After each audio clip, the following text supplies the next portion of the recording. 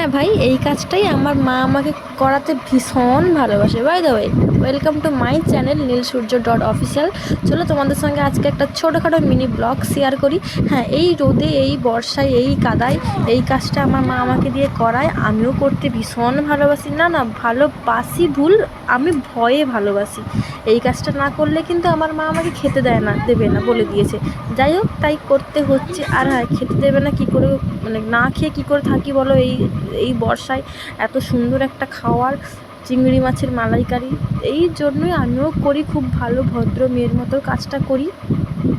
কারণ এই যত রোদ হোক, যত বৃষ্টি হোক, যত যাই হোক না কেন, যতবার বৃষ্টি পড়ুক, যতই চড়কা পড়ুক, তুমি বর্ষাতে জামা কাপড় মেলবে, জামা কাপড় তুলবে। বাড়িতে থাকলে কিন্তু এটাই আমার কাজ। অবশ্যই জানিও তোমাদের মিনি ব্লগটা কেমন লাগলো। আর হ্যাঁ, তোমরা এই মিনি ব্লগটা এনজয় করো, আর আমিও এই চিংড়ি মাছের মালাইকারিটা এনজয় করি। অবশ্যই কিন্তু কমেন্ট করে জানিও কেমন হয়েছে। আজকে মতো টাটা।